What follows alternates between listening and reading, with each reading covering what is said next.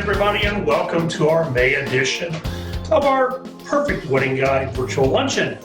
We are glad that you're here. If you're watching it live, maybe you're going to catch up later and watch it, the recorded version of it. Either way, we've got some great information for you today. I think you're going to really enjoy it. A couple quick announcements that we need to bring forth so that you're aware of some of the things that are going on in the industry. The upcoming wedding shows, we've got one on July 25th. That'll be the Perfect Wedding Guide wedding show here in Dayton at the Event Connections building. That again is July 25th. And then Bridal-rama, a Cincinnati event that goes on every year, twice a year, will be August 22nd. August 22nd. So make sure that you write those dates down if you don't already have them on your calendar. I was talking with Tom at the Grove at Springfield Township this morning, and he has something going on that might interest you as well. It is going to be May 27th at 6:30 p.m. He has the state of Ohio coming in to do a conference on state liquor laws and the enforcement of them. And anybody that goes to that will receive a certificate that they've been there. So if you have bartenders that do bartending on a regular basis, this would be a great way to refresh their knowledge on the laws of the state of Ohio, and that has to do with liquor consumption. Certainly, you know, if you don't have a bartender and you're a venue or a catering company, this is something, again, that would be good to know. So that is May 27th, the Grove at Springfield Township down on Winton Road in Cincinnati, and it begins at 6:30. You can RSVP Tom if you're interested or want to get more information, and Tom's email address is tschneider, SCHNEIDER, at springfieldtwp.org. One more time, tschneider, SCHNEIDER, at springfieldtwp.org. Emilee. Yeah, so we are excited to be here in the studio with you today. We are looking forward to speaking with our guest. We are actually wanting to announce that this summer we are going to be back in person together. So we are really looking forward to be able to see each other, give each other a fist bump, high five, whatever we feel comfortable with, but we're excited to get back together. So be looking for emails about that. We are also looking for vendors that want to be involved. So if you want to get involved with our PWG luncheons this year, we are really excited to bring on some more vendors of those luncheons, but we're really going to be planning ahead. And so if you want to join us anytime in the next few months as a vendor, please let us know. So I think we're going to jump into today's conversation. So today we're going to be talking about hiring. So we know that is a subject that a lot of us are dealing with and trying to find good qualified employees and interns. And so today we brought in some experts with us. They're going to be talking about internships and kind of figuring out if your business is ready for interns and internships and how to get connected to them, as well as how to hire and find great people. So I'm going to go ahead and introduce our guests. We have two in the studio, and then we have somebody else joining us via Zoom. So ladies, why don't you go ahead and just tell us who you are and what you do. Well, my name is Sarah Foreman. I work in recruiting. I work for a staffing agency in the Blue Ash area. We have different staffing agencies in Dayton, Cincinnati, and Kentucky. I also work as a recruiter for a security guard company, so just really hands-on with finding good applicants and getting them hired as soon as possible. Great.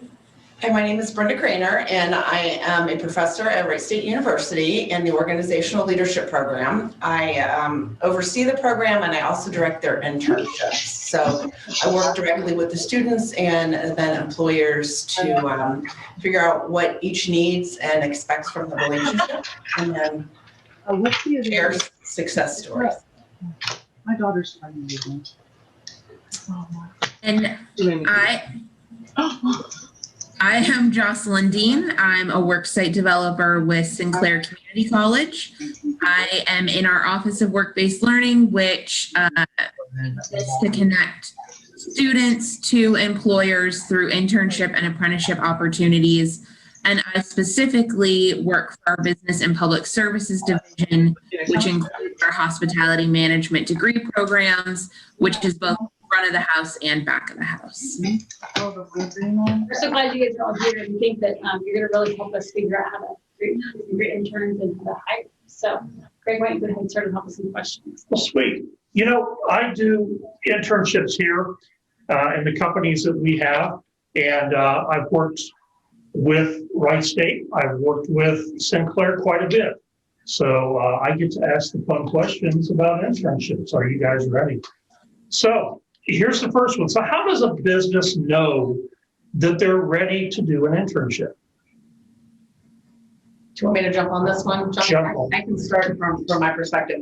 I tend to ask employers when they come to me and say, do you have any interns? I ask them what their motivation is. What's your motivation? What are you wanting, and why are you wanting it? If an employer says, I'm really busy and I need someone to take the weight off, I kind of think to myself, okay, well, let's talk about what that looks like, because interns have expectations. They want time. They want to be developed. I take an intern periodically, but I know when I'm taking an intern, it's going to take a little bit more time, because I need to really get to know them, figure out what makes them tick, and then give them something of value. At the same time, I want the employer to gain something of value. So I tend to start with what's your motivation and what do you have available to work with. Jocelyn, do you have anything to share with them? Yeah, I mean, I think that you know, kind of perfectly captures what an internship really is designed to be. And you have to think about, you know, the folks who are looking for an internship, who are coming into this industry. It's their chosen industry, right? This is, hospitality is where they want to make a career. So this is not a job that they've fallen into. This is not a means to an end. And I think one of the misconceptions from an employer side, and this is not true of hospitality, this is true of, I think, a lot of employers across multiple industries, is that I can't find someone who just wants to do, you know, the work. I can't find someone who wants to start at the bottom. And when you're thinking about interns, that's not true. I think when you're working with someone who's new to the industry, they understand that being able to bus a table or tear down and flip a room between events, or, you know, be on a prep station in the back of the house, they understand that those are skills they need to develop, and that's where they need to start. I think what makes an employer ready for an intern is when they are able to work with that student so they can see what that career path looks like, right? I think that is the difference. That is what makes a successful internship, is when you can, yes, they're going to do some of the tasks that you need to get done, but are you able to give them an understanding of, here is where you would start your career and here is where it could go? Super. I think you both answered the next question, but I want to make sure it gets answered completely. So what do interns want in an internship? What are they expecting? One of the things I've noticed in the past couple of years has been flexibility. They want some flexibility and some autonomy. And I think, to build on Jocelyn's point, is they want career direction. You know, where is this going to take me? I also think they want the why behind it. So if I'm bussing tables, okay, well, help me understand. Some may intuitively understand, but some may not. So help me understand the why behind this. Don't just say, let's do this. Give me rationale for it. Why is it important? And just like a sports analogy, you know, yes, you have to do the technique practice. Why? Because you'll use the technique when you don't have time to think about it when you're kicking the soccer ball, right? So helping them understand the why behind it, I see as a big aspect of it too. Why, the flexibility, and my favorite, what's in it for them? Helping them understand the benefits. What's in it for them to be part of this? Those are my 2 cents. I think that sums it up. It's what is the big picture? again, what does career development look like? Where can I go from here? And then absolutely it's the why, right? So I want to know what the task is and how I know that I've done it well, but I also want to understand, you know, what is the purpose, what is the goal behind the work that we're doing. And you brought up a good point too, feedback on a regular basis, and good or bad. I get internships that I can't get any feedback, and they're like, I must be doing a good job. So then it becomes a conversation, ensure that there's ongoing feedback about what's happening and how they're growing. Great, great. You know, in the event industry and in the group of people that are going to be watching this, either again live today or post today, we've got businesses that are semi-large, 40, 50 employees. We have businesses that are 1 or 2 employees, or maybe even 1. So do interns, do they have this expectation that they're going to be working with a large company all the time? Or are they happy working with the small ones as well? You can take that, Jocelyn. Yeah, so I would say we see both, right? And I know that for me in the role that I work, you know, again, being part student facing and part employer facing, when I'm working with a student, that's really what we're trying to dig into, is to understand what they envision when they walk into an internship or when they walk into work every day. What does that look like? You know, if a student comes to me and says, I want to have a very specific set of tasks that I know I'm going to complete all semester, that's probably going to be a bigger company, right? Where there is some structure, there is that larger support system. If I have a student that says, you know, I don't want I want every day to look different. I want the opportunity for a lot of different experiences, to wear a lot of different hats, because maybe I'm not sure exactly where I want to go yet within this industry. That's probably when I'm going to direct them to a smaller company where they're going to have the opportunity to jump into a lot of different places. And so I think that that's really where our role as a career counselor comes into play, to make sure that we are matching the right student to the right employer. Okay. So internships, how long do they typically last? And how many hours a day are the interns looking to work?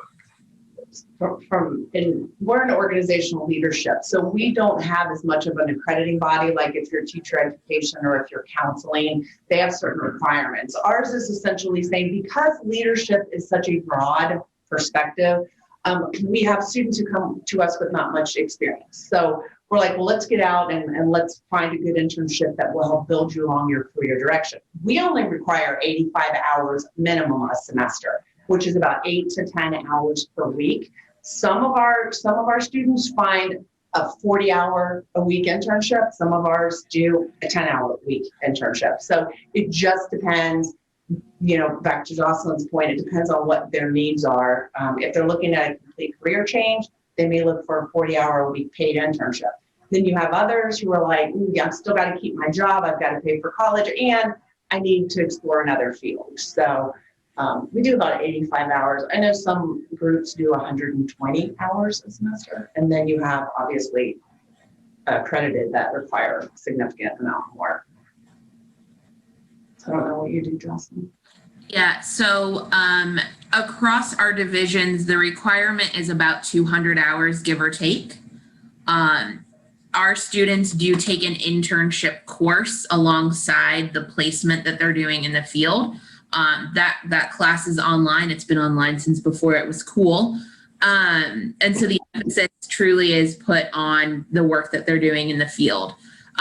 So it shakes out to a part-time position. Again, similar scenario, some students are looking for a full-time opportunity, either because they are career transitioning or you know, they're far enough in their degree where they're ready to jump in entry-level full-time.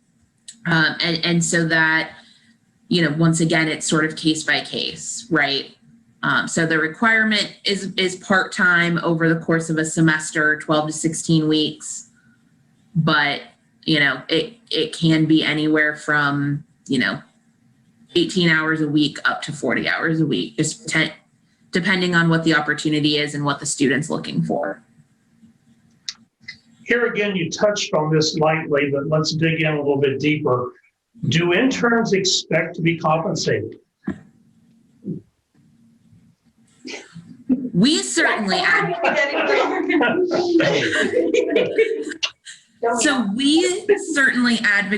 that our interns be paid for the work that they're doing. I think in the nonprofit space, that's where we tend to make an exception. If this is a for-profit company and the work that a student is doing is impacting your bottom line, you should be paying them for that work. We don't require it. So if a company comes to us and says, I absolutely cannot pay for an intern, it has to be an unpaid opportunity, I can still present it to my students. What I'm going to tell that employer, and this is back to that point we made at the very beginning, you're going to need to have some flexibility then. You probably can't require a student to do a 40-hour work week and be unpaid, because most students are going to be working and learning. So something like a full-time unpaid position, or even a high end, in terms of hours, a large commitment that's unpaid probably is going to narrow your field of candidates pretty significantly. Because keep in mind that if you can't pay them for the work they're doing, they're probably going to need to have another part-time job on the side so that they can be, they can survive, right? We all work to make a living. Our hours are fewer requirements. You mentioned 200, so ours are 85. So there are some students who get by not doing a paid internship for 8 to 10 hours a week. However, they do prefer it, especially if they're going to give up a part-time job. I saw one of the questions in the chat box regarding who pays the intern. I'm thinking years ago, there used to be funds within the school. I am not aware of anything available today that does that. I don't know if Sinclair has different access than Wright State. No, so I do know that the state of Ohio has some grants where, if you're taking on an intern and haven't utilized that opportunity previously, you can get reimbursed, I think 30% of what you are paying an intern up to a capped amount.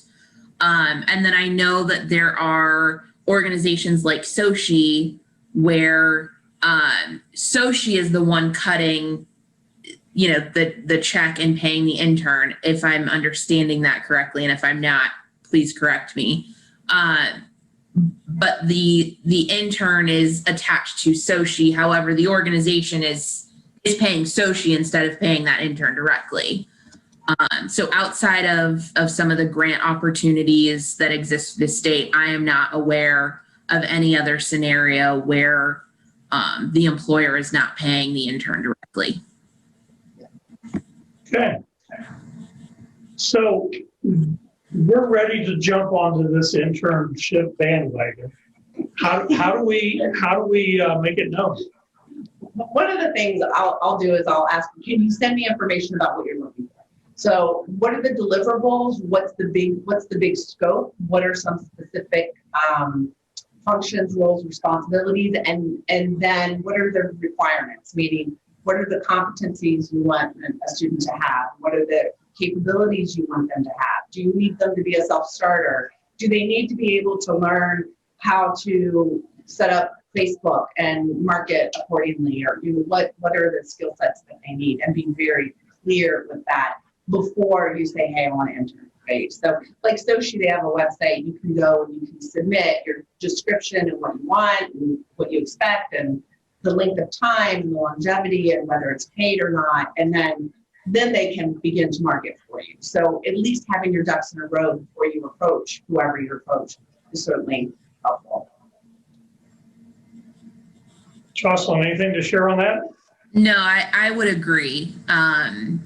in order for, any university, Sinclair, an organization like Sochi, in order for us to start recruiting students and potential candidates for you, you do kind of have to take pen to paper and get what that opportunity looks like, sketched out. It doesn't have to be day 1 to, week 16, what it's going to look like. But in order to make sure we're submitting back the right candidates, we need to have an idea of, the scope of the position. Again, to your point, the competencies that, a student would need to have. And then we can go back and start, finding those candidates for you.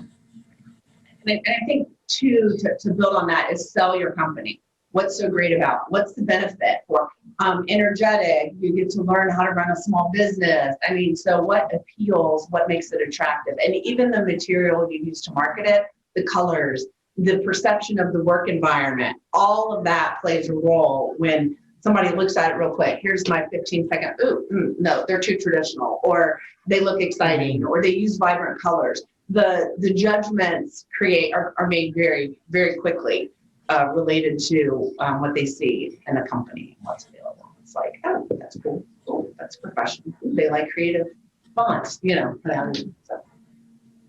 Excellent, excellent. One more question. So you had mentioned the interns are saying, well, what's in it for me? What's the benefits of a company bringing internships into their business? Fresh perspectives would be one. And I'm sure Jocelyn would mention that the opportunity to get to see that student at work before they extend a hire. Those are two. Well, no, Kind of like a test drive. Exactly. Jocelyn? Yeah, absolutely. I think for companies that need to be finding that fresh, that up and coming talent in the industry, internships are a great vehicle to do that. And again, absolutely, it allows you to kind of temporarily see, is this someone that would be a good fit for us and our team, once that semester, once that internship experience is over. So it's a great way to get help in the short term while recruiting for the long term. It gives you an opportunity to give back and to develop people and give them an opportunity to be excited about something you're excited about as well. So there's something in it. Developing others and giving back is pretty powerful. Yes, it is. Yes. I wanted to jump in and just ask, I guess, do most universities or local colleges have programs for interns? And is that something, would we suggest even just contacting, your local university to get involved? How would someone reach out and find you, I guess? So from my perspective, you're looking at contacting the college. So I'm the College of Education and Human Services, soon to be renamed here in September. But I work with organizational leadership students. You would contact the College of Business, and they have someone right there in the College of Business that work with employers. Do you want a marketing intern? So they'll do it from that angle. Engineering, we have someone in engineering that does it. We have someone in liberal arts who does it as well. They do career placement, they do internships as well. So dependent upon what skill set you want. OL is very broad. It's an interdisciplinary degree, right? Engineering is more specific. So, you're going to go based on where you think an intern would have a skill set to bring to your organization. Okay. One other thing I did want to mention, we were talking before we got on here today. Sinclair offers us internships in culinary. So I see there's 2 or 3 caterers on here today. Make sure you're reaching out to Jocelyn and finding out more about that as well. Yeah, Let's turn it over to Emilee and her question. All right, so we kind of covered internships, and now we want to jump into just more about hiring full-time, part-time, weekend help. So we have joined with us today, theyre. So thanks for coming. I think these guys might be able to help them too. But the question I want to ask right now is, why is it so hard to find help right now? And I drive down the street and I see, $500 signing bonus, or, come work here, now hired. It's like there's now hired sign in every window, or even businesses saying, hey, we can't stay open too late because we don't have people to actually be in the store and to work. So why is it hard to find people? I find this really fascinating. A lot of it, I think we all know that it started off with health reasons why people didn't want to work. But I think we've moved more on to that unemployment benefits have outweighed working. And it's interesting because when you're in Ohio, when you're in states like this, it's more, you can live off of the government. You can live off of unemployment. Other than, if you're in New York, they pay much better. So it doesn't benefit you. So right now, I think we're really struggling with all of the unemployment benefits, more than what the health restrictions that we did in the past. So it really is a struggle. And I think that the biggest benefit is making sure that we're paying to outweigh what they're getting on unemployment. Okay, makes sense. Greg kind of mentioned that our group represents a lot of different size businesses. So we have, mom and pop, or we have, one employee type businesses. How would a company, I guess, become eligible to hire? What are the first steps someone would take to start employing and bringing people together? So with a staffing agency, if you're using a staffing agency, we take care of all of that for you. You don't have to worry about any liability, any risk. We take that on because we hire the associates to work for you. As far as your own company, you would really have to get registered and get your unemployment tax system set up,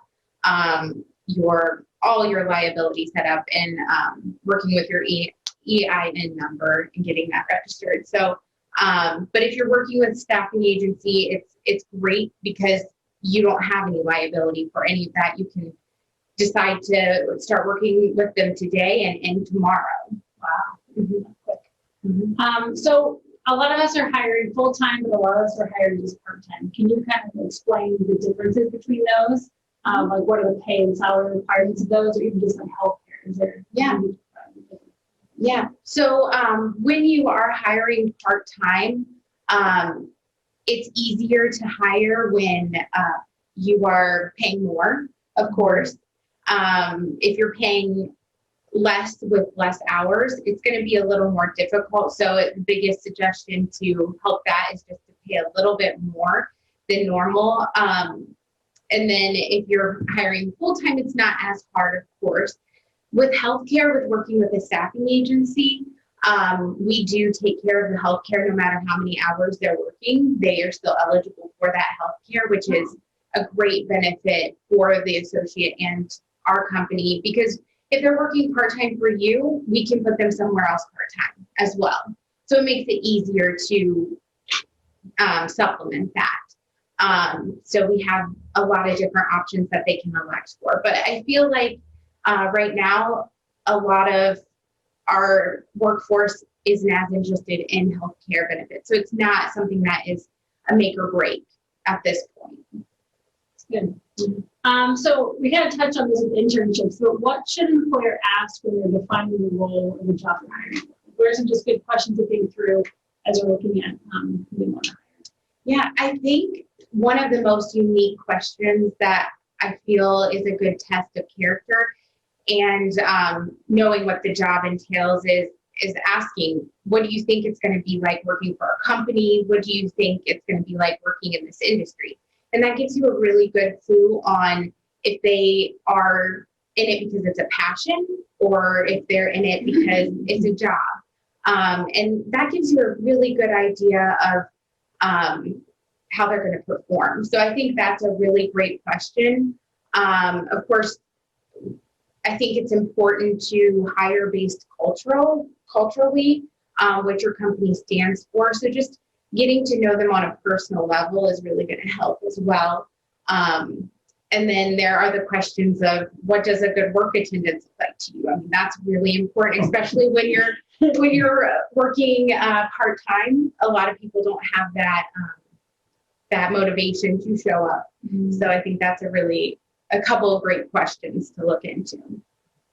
So if I was to go out and say hire just somebody on my own, how would I find out if they're eligible to be hired? Or what are the age requirements even right now or limits for hiring? So mostly it's 18. There are companies that do hire younger. If you're working with a staffing agency, it's really 18 across the board. The biggest thing I think is looking into if their citizenship matches up, just checking that out and making sure all those documents are correct. But really 18 is the standard age. And then it just really depends on the physical demands. I feel like if it's going to be a very physical job, then you have to take a look at what each person is capable of doing with their age limits. Yeah, that makes sense. Are companies required to have any type of insurance when hiring employees, or what are some things they need to kind of get in place before they go to hire? Yeah. So definitely insurance is something that you would have to do if you're looking at hiring independently, with unemployment insurance, all your liability insurance. You definitely have to get that in order. Again, working with the staffing agency takes that all off of your plate as well. So it's really, it saves you in the long run. Sure. It can get pretty expensive based on if you've had accidents, if you've had run into any medical issues, your price is going to skyrocket on that. So right now I've seen signs on the roads. Not many of us have storefronts even. How would I go about finding a potential employee? Like, what are some great places to start looking for great people? Right now, I think social media is the number one way to go. I've had the most success with that right now. I think it fluctuates. I think there are times when using Indeed and using ZipRecruiter are the way to go. But right now, we're so heavily focused on social media in our society that you can boost those posts to when you're just scrolling through Facebook, it just pops up. So I think that's been where I've had the most success. You can post jobs on community boards. I know Cincinnati and Dayton have groups where you can post a job directly on there. I've had a lot of success with that. But also, getting in the community, visiting grocery stores, libraries, those kinds of things, and seeing if you can partner up there. But community outreach is going to be a great thing to do. You can always contact Ohio Needs Jobs in your county. Whatever county you're in, you can always partner there for job fairs. You can do job fairs at your location as well. If you're going to do a job fair, you're really going to need to advertise for it and really make sure people are aware that it's going on. Make sure you're having enough time before the event to get that out in the community. But those are just some of the most success I've had in the recent few months. Yeah, no, that's helpful. A lot of us are hiring part-time work or maybe seasonal work. Are any of those places, a better place to go? Are there certain sites maybe that kind of target that audience a little bit better? I think for seasonal and part-time, partnering up with colleges, universities, and technical schools. Technical schools is something I think we don't think about a whole lot, but you're looking at people who are in college. They can work more part-time. They're a little bit younger, so they're flexible. They don't depend on having a set income. So I think those are the best ways to go, which I know we've mentioned Handshake before this meeting, which is a great site we can talk about. Yeah, go ahead. You want to share a little more? I know Greg's been using it. Yeah, so Handshake is a great way to post jobs, especially when you're in a pandemic time frame where you can't go to the university or the college, even the technical school, to have those job fairs and to be on site. It's a great way to still connect and post your jobs on there for students to be in contact. What's your experience with that? Well, what I like about Handshake is you put your job out there and then you select where you want it to go. meaning what universities, what colleges, et cetera. You don't have to write it out 30 times to send it to 30 different directions. So you can just type it out once, pick your colleges that you want to go to, and then send it to them. And then they take it from there, and they respond back to you with eligible candidates.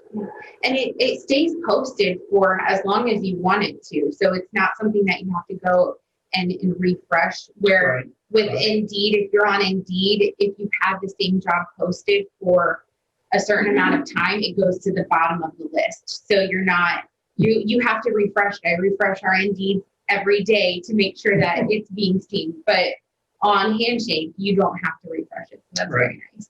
Does Handshake cost money? It is free. It is free. Do a lot of these sites cost money, or are they? There are free options that are much more limited. So if you're on ZipRecruiter or Indeed and you're a smaller company, you could do it for free. You just aren't getting as many of the benefits, where you can't source candidates as much and find them on your own.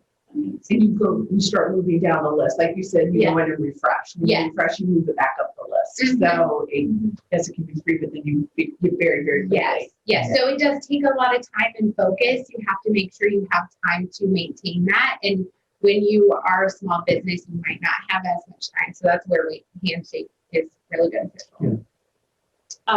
That's interesting, because I think, who has time right now to go searching, right? We're taking phone calls, we're trying to make this deal, things like that. So doing a lot of work. So I guess that kind of leads me into then, what are the benefits then of using a company like yourself? And you can tell just a little bit more about what you do specifically and just how your company works. Sure. So using a staffing agency, there are so many different benefits that I think get overlooked and a lot of people don't realize are benefits.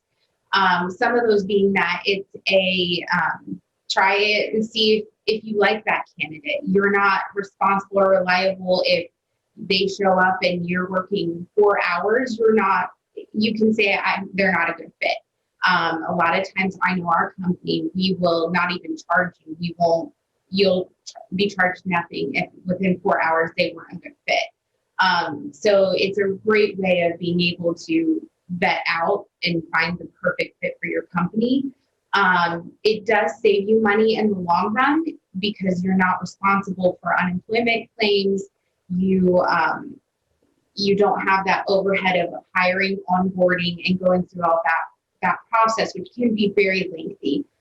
We really take care of all of that for you. We do the communication back and forth between the associate and the client. And that involves terminating them, coaching them. It really removes you from a lot of the time it takes to employ individuals. So there's a lot of benefits in those ways as well. And we also have access to top candidates as well, because we do have a candidate pool where we just bring on people every day, and we have those people who can just start an assignment whenever it's needed. It's also beneficial when you're looking for seasonal and part-time work as well, because those can be harder to hire for. Sure. When you need them now. Yes. Right? Yes. We're all kind of panicking as we head into wedding season coming up. Exactly. Can you explain a little bit about the fees that are involved with agencies, and just like how does it work? How does pay work? How do we pay you? How do we pay them? You know? Yeah. So it's an interesting setup. So we have what is called markups. So, and that usually ranges from 30 to 40%. So an example of that is if you're paying the employee $10 an hour, the markup for 50% would be $15 an hour. So you would be billed for $15 an hour of what the associate worked. So that $5 would cover all of the payroll expenses, the unemployment claims, and that ends up being cheaper in the long run than if you were doing it on your own. And then you're just you send the hours to us of how much each individual worked, and then we send an invoice, and those are usually paid within 30 days. Okay. And I think you said something to me on the phone about there are times where maybe you could eventually where the company would then just take over, pay an employee, maybe an employee themselves. The company. How does So that is definitely an option. We have a few different options where you're doing an evaluation to hire. So you have a contract that tells you how many hours that individual has to work before you can hire them onto your company. And it's a percentage. The fee to hire them on is a percentage of how many hours they worked. And that's discussed with the sales department through the contract. And then we also do direct hires where we do the recruiting for you and there's a fee to hire on, but we're removed after that, after doing the recruiting and sending them to you. Okay. Yeah. I guess, is there a certain amount of people that were required? Like, I guess if I'm only hiring for say 4 people, is that enough? Is there a certain amount or limit that I need to find who I'm hiring, how many I'm hiring? No, you could look for one person for one specific job. It's not where you have to go on board with 20 individuals. We actually currently, our company, we're working with 56 companies and a lot of them just have one need. And it can be something that you interview the individual. You don't even have to interview, but you can interview and say, I know I said I needed this, but I think I'd like to, create a role for them. So there is no limit on how many you want to hire. Oh, that's great. I guess we'd love to see is, do we have any questions from those that are joining us right now? There was a couple that came up and my enunciation was not well. It is handshake. Okay, not handshake. Somebody said handshake. It's handshake. So if you don't get that right, you're not going to find it. Pendra asked, what about hiring independent contractors? Pendra is a musicians company. She assembles different musicians together to go out and perform at an event. And she hires independents. So how does that, can you add some color to that? Yeah, we individualize. So if there's a certain need that you need, we are very flexible and most staffing agencies are with what you need. So we do work with contracts. It's basically the same thing along the same lines as we would just hire them, interview them, and they would be on our payroll unless you wanted to hire them on your own through us. But that's definitely something that staffing agencies can help with. Okay, and to the internship side, Jocelyn and Brenda, the music schools, do they do internships? Do you know? Great question. Thank you. I have a contact. I could certainly get your partner involved with. Yeah. So I would imagine they do because colleges, 4-year degrees were required to do internships of some nature a few years ago in the state of Ohio. So my guess is yes, and I can find a person to connect them. Jocelyn, do you have a music department? Yes, we do. Okay, good. I don't know the entire scope of what the music department does, Okay. but certainly that would fall under our liberal arts and social sciences division, which does have its own worksite developer. I'd add there too, think about what you need the role to be. So is it, I need someone who is, a violinist. Okay, obviously that's not a business major that can then go learn the violin, right? Need to go into the appropriate degree program. But is it, can you teach the technical skill on the job if you get the right candidate, with the right overall competencies, right? So I need someone who I can teach to, operate a DJ booth. Is that a music major, or could that be a communication student or a business student with the right personality, with the right characteristics, and then we teach them the technical piece? So I would say think about, yes, we do have a music program. Yes, Wright State has a music program, but think larger about what is it that you really need someone to do, and is that solely focused in that degree, or can it be broadened a little bit? Okay, great, thanks. Jeff, can you scroll through some of those? I think there's a couple more That's just the bottom. that have come in. Best website for job listings. Did we hit that? We did.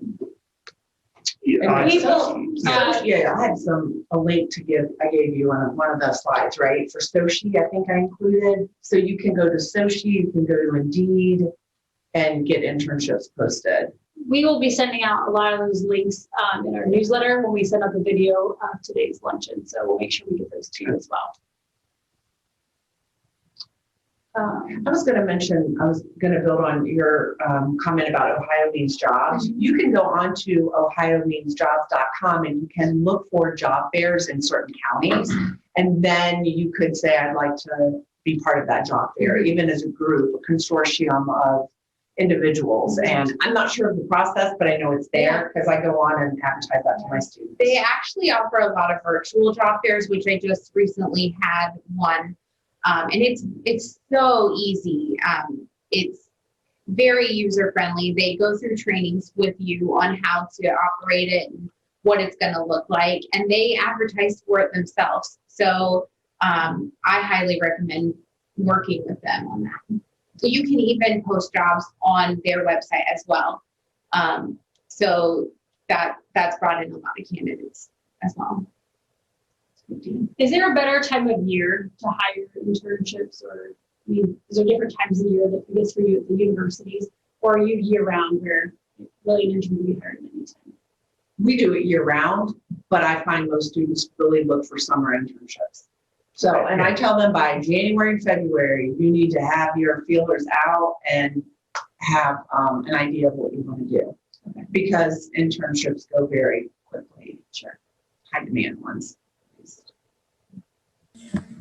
And the best people are looking really early because they're planners. So that's always helpful, right? You know, if they're, I'm like, you're on it. You're doing a great job. Way to go. You know, you're already saying you're dependable and you're a forward thinker and you're a planner. So yeah, I feel like every process is an interview process, and and they, a lot of times, you know, the moment I get on the phone, that's when the interview starts, even though I haven't even mentioned it's an interview. So that's something to keep in mind when you're talking to people, is it's a good show of their character. Were there any more questions out there for you that are watching right now? Pop them in the chat real quick. One thing that we're going to do from the PWG side of things, we're going to put together a carousel ad on Facebook. So if you don't have the time or the skills to post an ad on Facebook, we're going to do that for you. Here's how it's going to work. If you're a PWG member, we're going to give you a half price option on that and do it for $75. The ad will run for 2 weeks, okay? If you're a non-PWG member, then the cost would be $150. And again, a carousel ad will be able to display many different vendors on the Facebook front and possibly get you some interesting individuals to talk to. So that's something we're trying to do. I hope also that you realize today that we've brought in 2 different means that you may not even have thought of how to get some help for this summer and this fall for your events. It's more than just putting up a sign saying help wanted. It's going to take more than that to get it done. And these resources that we brought you today, hopefully you're seeing that, oh wow, I never even thought of an intern, or man, a staffing agency makes sense, right? Because I only need it for 3 or 4 months. Yeah. Okay. So I hope that's pretty evident in what we're trying to do today in this broadcast. well, and you just brought up something like to brainstorm out loud, but when you said that Facebook ad, I send out a newsletter in the summer to my students. So could I potentially put a link in that newsletter that takes them to your Facebook page? So There you go. that would be an option. So because Absolutely. students are asking me, how do I get an internship? What do I do? And if I send one out, what in the next 2 weeks, that could start looking at potential hires for fall. Yeah. Because they need internships in the fall. Indeed, they do. That's great. That's awesome. This has been really helpful. I've learned a lot, and I'm excited to know some of our businesses are needing some employees. So now we know how to go about that. So this has been great. Thank you for joining us, all of you that came today. We do at the end of every luncheon, we do a giveaway. And Before we do that, oh, okay, sorry. let me share some fresh news to the vendors to share to your couples. Okay, PWG has just launched another vacation giveaway to couples. And it looks kind of like this. It's a 4-day, 3-night to the Royalton Riviera in Cancun. So couples that are out there not married yet can go onto the PWG site, not PWG site, excuse me, the PWG Facebook page, either ours or the national one, and register for this vacation giveaway. We gave away one last, I think the May 2nd was the announcement date. And unfortunately, it was a couple in Nashville. Fortunate for them, but unfortunate for us that it wasn't a local couple, but a national couple did win that vacation. Let's share this with the couples that we're working with and give them an opportunity for a great, great trip. Now, let's get some. Now I could do our giveaway. Yeah, there we there you go. go. So we have winners in every vote today.